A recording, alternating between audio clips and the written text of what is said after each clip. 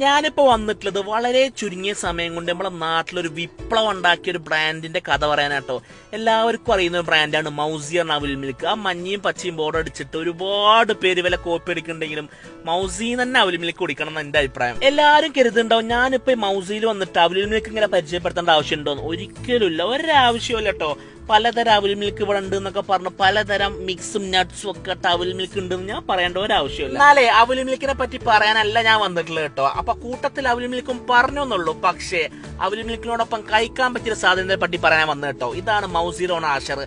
അഷറിന്റെ ഭാര്യ ഫാത്തിമ കീറ്റോഡയറ്റിലായ സമയത്ത് വീട്ടിൽ പരീക്ഷിച്ച സാധനം പിന്നെ അങ്ങോട്ട് ഹിറ്റായി. അതാണ് ചീസി ചിക്കൻ ബേക്ക് കേട്ടോ. കണ്ടാത്ത നമുക്ക് തിന്നാനങ്ങോട്ട് തോന്നിട്ടോ. ആ ബ്രെഡിന്റെ മേലെ ചീസും ചിക്കനും ഒക്കെ പാടെ വെച്ചൊരു സാധനം കഴിച്ചപ്പോ തന്നെ എനിക്ക് തോന്നിയ മസ്റ്റ് ട്രൈ ആട്ടോ ഈ സാധനം. നല്ല സ്പൈസി ആയിട്ട് വരുന്ന ഓരോ രഹസ്യ സോസും ആ ബ്രെഡിന്റെ മേലെ വെച്ച ചിക്കനും ചീസും എല്ലാം പാടെ ചേരുമ്പോ മക്കളെ ഇത് നിങ്ങൾ കഴിച്ചു നോക്കി. വെറും 80 റുപ്യക്ക് മൗസിൽ അല്ലെങ്കിൽ എല്ലാ സാധനങ്ങൾക്കും റേറ്റ് കുറവൊക്കെ ബഡ്ജറ്റിലാണ്.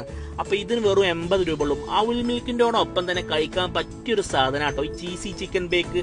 അപ്പൊ ഒന്ന് ട്രൈ കാണാം.